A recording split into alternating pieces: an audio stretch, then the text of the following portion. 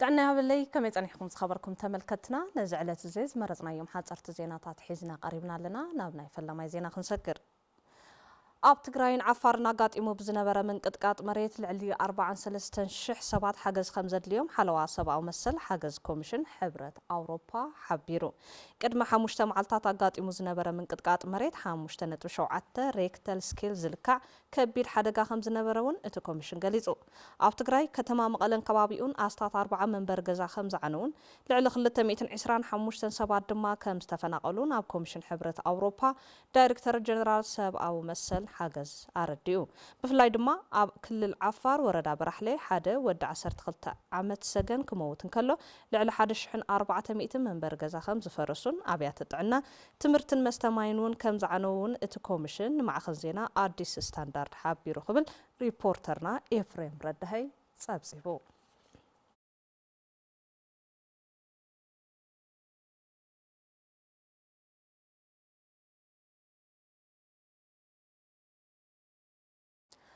باقمين سلستا كلتشحن 17 عام تمرت بهوبو بلا نفاس منبر غزاوتوم زفرسوم نبرت ختما عداق عربي صقنا يغبر لهم كم زلو من محدار ندابات احما كتما عداق عربي غليصو ات صقنا منبر غزاوتن مملا زودم نبرت دما اوشت اندغن بزركب وغنات زتغبر حاجز كم زخونه ات من محدار غليصلو اتوم غدايات هوبو بلا نفاس كوينم زنبر وغنات دما نزحجزو اكالاتن والقسباتن امسكينو كافتوم منبر غزاوتوم زفرسوم مئتين سوسان كلتن مراحت صدرا اتوم 254 وغنات لعل 2000 قرقره خمس توهابهم اتحباري قدم مطنقطان غبر ملسن اتا ختما ايته هايل سلاسي غبر خيدان غليصوم كنتيبا ممحدار እንዳባጽ አሕማ አይተ ገብረ ተክለ ሃይማኖት ነትዝበጽሐ ሓደጋን ምድሓን ኣብ ውሽጥ እንደገን ዝርከቡ ወገናት ገበርት ሰናይ አካላት መምሕዳር ወረዳታትን በመውዳድ ነቶም ግዳያት ጸገሞም ንምፍታሕ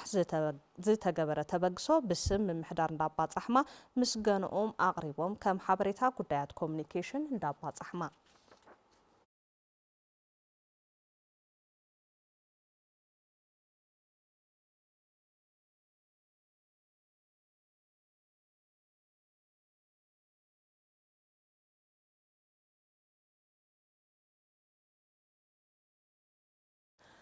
هفت تفترو نمحواي بو زوجن وسرحتي مفرعينت كوسخ كم زخلهم حارسوت وردان دامخوني قليصهم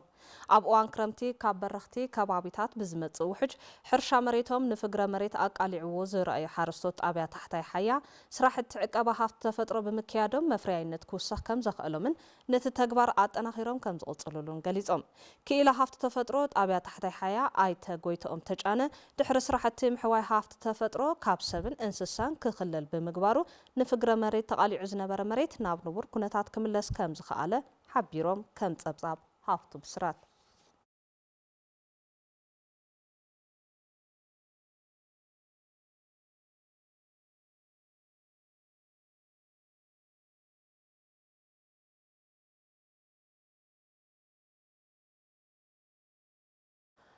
ኣብ ዞባ ደቡብ ምብራቅ ትግራይ ከተማ ዓዲ ጉደም ብርሰት ሃፍቲ ተፈጥሮ ንምክልኻል ዓሊሙ ብርክት ዝበሉ መድረክቲ ኣካላት ተሳተፍሉ ዋዕላ ደኒ ብብርኪ ዞባ ኣሳሊጡ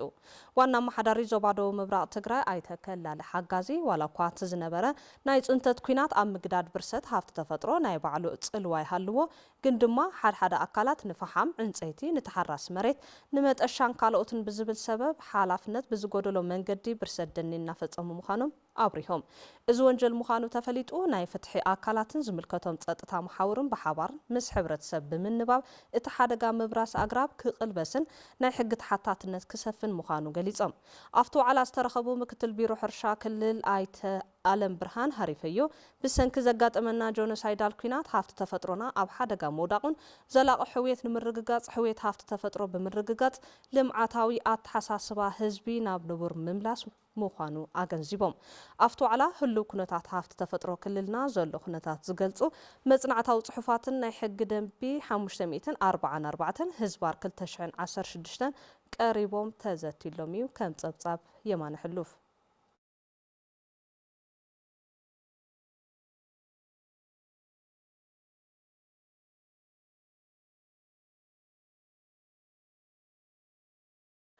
ህዝቢ በዓል ዋና ጸጥታ ብምግባር ዘተኣማምን ሰላምን ድሕንነትን ንምፍጣር ይስራሕ ከም ዘሎ ቤት ጽሕፈት ፖሊስ ክፍለ ከተማ ዓዲ ሓቂ ገሊጹ። እቲ ቤት ጽሕፈት ነዚ ዝበለ ኣፈጻጽማ መደባት 3 ኣዋርሕ ኣብ ዝገምገመሉ እዋን እዩ። ዋና ኣመሓዳሪ ክፍለ ከተማ ዓዲ ሓቂ ኣይተ መንበሩ ንጉስ ኣካላት ፖሊስ ምስ ህዝቦም ኣብቲ ዝሓለፈ 3 ኣዋርሕ ገበንን ስጋኣት ገበንን ንምቕናስ ተሰሪሑ እዩ ኢሎም። ኣዛዚ ፖሊስ ክፍለ ከተማ ዓዲ ሓቂ ሓጋዚ ኢንስፔክተር ገብረ ክርስቶስ ፋሲል ኣብ ቀዳማይ ወርሒ ናይዚ ዓመት ብፍላይ ቅድመ ኣሸንዳ ብርክት ዝበሉ ገበናት እናተፈጸሙ ከም ዝነበሩ ብምሕባር ነዚ ንምፍታሕ ብሎክ ማእኸል ዝገበረ ህዝባዊ ሓለዋ ብምጥንኻር ዝነበሩ ስጋኣታት ከቐንሱ ክኢሎም እዮም ኢሉ። ስጋኣት ቦታታት ተነፂሮም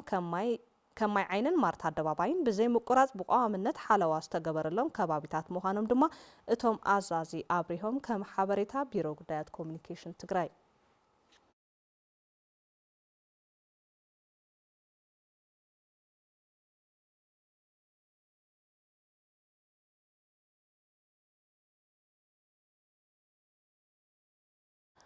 ኣብ ክባ እትርከብ ከተማ ሱዳን ኣልፋሸር ካብ መረበቶም ተመዛቢሎም ዝተዓቐብሉ ቦታ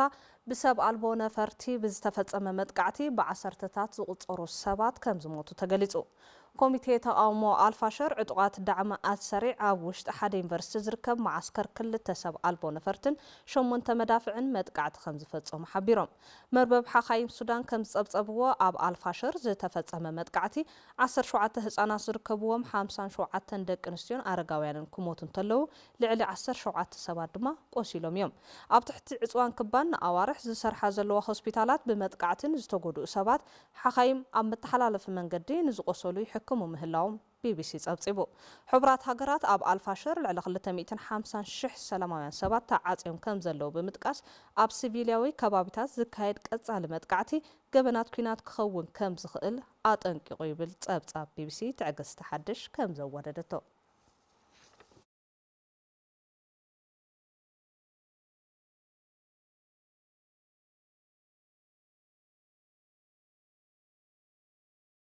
حصرت زينات الساعة زازمنا لوام قبل كده مساخم تصنيحي زرزرنا بتقربنا يرسالين كمرسكم